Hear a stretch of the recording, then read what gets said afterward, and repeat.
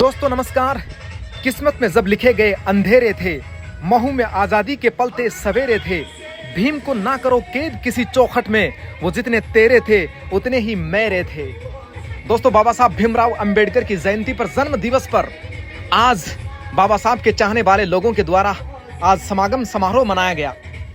बताया जाता है दोस्तों ये समारोह बड़े बेहतरीन और धूमधाम के साथ लोगों के द्वारा यहाँ पर मनाया गया। एक दूसरे लोगों को सम्मानित यहाँ पर किया गया। माला पहनाकर बाबा साहब के द्वारा जो जय भीम का पट्टा था उसे पहनाकर लोगों के द्वारा सम्मान समारोह किया गया और बड़े उत्सुकता के साथ मनाया गया। इस समय लोसल के चेयरमैन प्रतिनिधि श्रीमान इस्माइल नागौरी आपको स्क्रीन पर दिखाई दे रहे हैं।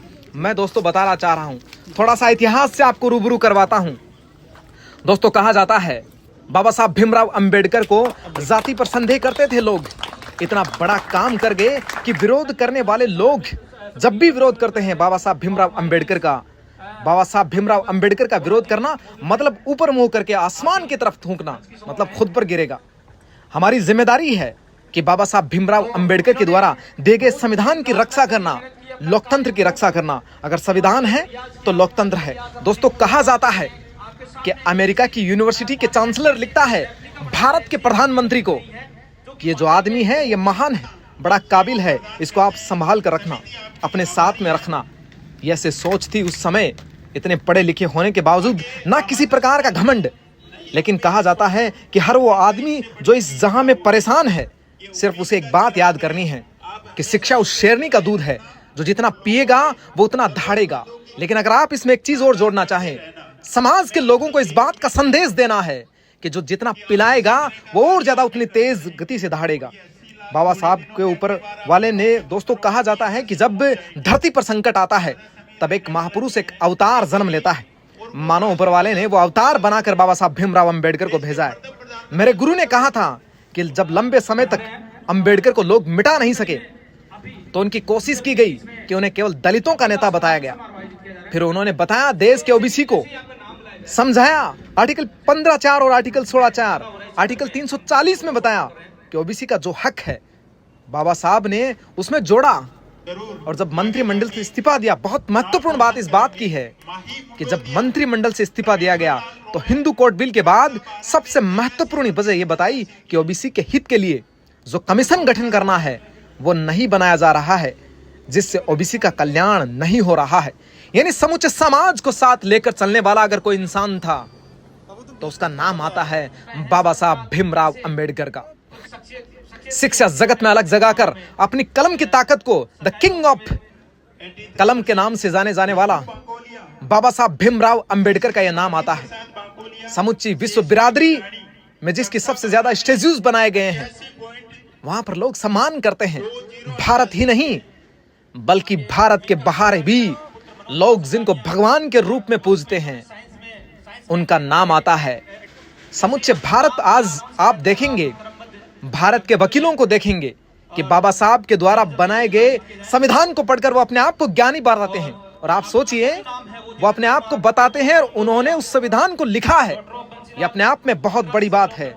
जो लोग बाबा साहब भीमराव अंबेडकर को अपना नायक मानते हैं उन्हें इस बात का फख्र करने की जरूरत नहीं है कि हम बाबा साहब को चाहने वाले हैं। फख्र इस बात का करना है कि उन्होंने जो बताए दिए गए रास्तों पर अगर चलकर अपने जीवन को संवार ले, इससे बड़ी तामीर आप नहीं कर सकते। इससे बड़े जो दिए गए उनके संविधान के अंश को अगर आप जीवन में उतार लेते हैं और संविधान को पढ़कर आगे बढ़ने का संकल्प और उस सिद्धि और सपनों की प्राप्ति करते हैं तो उसके पीछे सबसे बड़ी वजह अगर कोई बताई जाती है तो बाबा साहब भीमराव अंबेडकर के द्वारा लिखा गया भारत का संविधान है। और उसी बात को मैं फिर से दोहराता हूं कि जब ओबीसी के हित के लिए जो कमीशन गठन करना था वो नहीं हो पाया, जिससे ओबीसी का कल्याण नहीं हो रहा था और इससे नाराज होकर मंत्रिमंडल से इस्तीफा दे दिया था। आज लोग मंत्री बनने के लिए आतुर रहते हैं। न जाने किस हद तक वो लोग गुजर जाते हैं कि राजनीति के अंदर कोई पद मिल जाए और वो महान शख्सियत उस पद से इस्तीफा लेकर अपने आप को साबित करवाता है कि अंबेडकर किसी एक का नहीं है।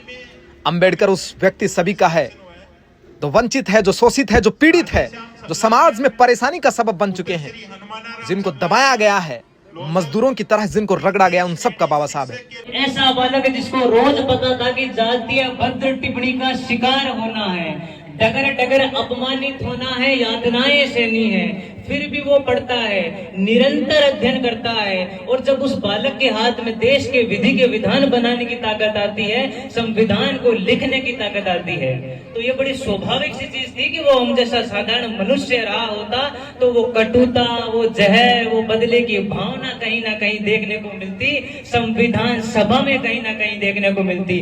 लेकिन ये डॉक्टर बाबा साहेब अम्बेडकर की महानता थी कि जीवन भर सहा, लेकिन वो कटुता, वो जहर, वो यातनाएं सब भुला दी जब देश को कुछ देने की बारी आई और हमारे लिए संविधान रूपी अमृत छोड़कर चले गए। अमृत मैं बताना चाहूंगा, 32 डिग्रियां, 9 भाषाओं का ज्ञान रखने वाले परम पूज्य Bodhisattva, Bharat Ratna, father of Indian constitution doctor Baba Saheb Ambedkar के जन्म उत्सव पर मैं अपने विचार आपके समक्ष प्रस्तुत करना चाहूंगा। जुल्म के साये में लब खोलेगा कौन, अगर हम भी चुप रह गए तो अब बोलेगा कौन, अब बोलेगा कौन। आज भी कोई मूंछ रखने पर मारा जाता है, पानी का मटका छूने पर आज भी कोई मारा जाता है। मैं याद करना चाहूंगा आज इस कार्यक्रम में जितेंद्र मेघवाल पाली की उस घटना को, मैं याद करना चाहूंगा इंद्र मेघवाल बाड़मेर के सुरना गांव की उस घटना को, मैं याद करना चाहूंगा हाथरस की उस बहन बेटी को जिसको उसकी जाति देखकर मानवीय प्रताड़ना दी गई। रोहित वेमुला किस किस को याद है, डॉक्टर पायल तड़वी किस किस को याद है। यहाँ अपने अजमेर के ओम प्रकाश रेगर समाज के उस व्यक्ति के बारे में बताना चाहूंगा जिसको इतनी जातीय मानवीय प्रताड़ना दी गई कि उस व्यक्ति ने खुदकुशी कर ली। ये सभी आजादी के अमृत काल की घटनाएं हैं। माननीय अध्यक्ष महोदय, उपस्थित बैठे सभी लोगों से पूछना चाहूंगा, क्या मिट गया भेद, क्या मिल गई समानता? ये समानता है। आज भी मीडिया में 90% खबरें दलित, आदिवासी, पिछड़ों की तब दिखाई जाती है जब या तो उनके साथ वो मृत्यु हो जाए या वो घटना घटित हो जाए। इस देश में जिसके गले में मटका डाला गया, क्या उसकी कोई भावना नहीं थी क्या? भीमा कोरे गांव में कहा गया कि वो शस्त्र नहीं पकड़ सकते, और जब 500 महाराओं को शस्त्र पकड़ाए गए तो 25,000 की सेनाओं को काट डाला। हमारा हुनर, हमारी काबिलियत तुमने रोके रखा था जालिमगिरों, 1500 सालों तक शिक्षा से वंचित तुमने रखा था। वी पीपल ऑफ इंडिया, जिससे हमारे देश का संविधान शुरू होता है, एक राष्ट्र बनता किससे है? एक भूमि के भूखंड के टुकड़े को हम राष्ट्र का नाम दे देंगे क्या?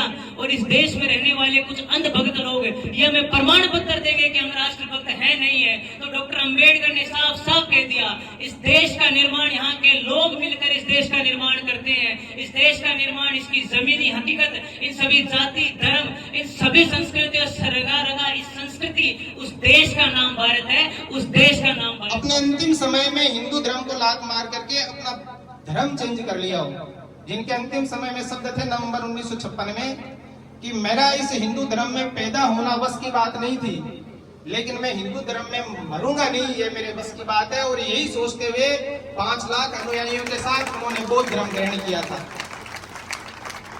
क्या सोचने वाली बात नहीं है ये कि जिस शख्स ने 32 डिग्रियां हासिल की, जिस शख्स को 9 भाषाओं का ज्ञान था और जिसने इस देश का संविधान जो मुख्य किताब है वो किताब लिख डाली, उस व्यक्ति में मेरी की क्या औकात है कि मैं उनमें कमियां निकालूं? आज मेरा समाज ये कहता है कि अम्बेडकर, मैं ये कह रहा हूं कि यदि किसी को अम्बेडकरवाद से, यदि किसी को जय भीम से नफरत है तो अपने वो जाति प्रमाण पत्र फाड़ करके फेंक दे और मनुवाद के ऊपर चलने वाली मनुस्मृति का वो संस्मरण करें। वो मनुस्मृति की दी बातें उनको मान करके चलने का प्रयास करें। मनुस्मृति और वेद तो मेरी माता और बहनों को पैर की जूती मानती है। रामचरितमानस में साफ साफ लिखा गया है, आपको पता भी है कि ढोल, पशु, शूद्र, गंवार और नारी ये सकल है ताड़न के अधिकारी। ढोल यानी कहने का मतलब है कि जो ढोल बजाते हैं उसको जितना पीटते हैं उतना अच्छा बजता है। शूद्र, ब्राह्मण, क्षत्रिय, वैश्य इनको छोड़ दो, बाकी हम सब शूद्र हैं। इनको जितना पीटते हैं बोले उतना ही ठीक रहता है। गंवार, अनपढ़ और नारी, हमारे उस श्लोक के अंदर ये तुलसीदास ने कही है कि उस नारी की हालत है कि उसको जितना पीटा जाए उतना अच्छा है। क्या मेरी माता बहनें आज मार खाने के लिए तैयार हैं? यदि आप हिंदू धर्म पे इतना गर्व करते हैं तो आपको पढ़ने का अधिकार नहीं था, आपको धन रखने का अधिकार नहीं था, आपको समाज में बोलने का अधिकार नहीं था, घूंघट प्रथा, दास प्रथा, न जाने कितनी प्रथाएं हमारे पे लागू थी। यदि आप वास्तव में अपने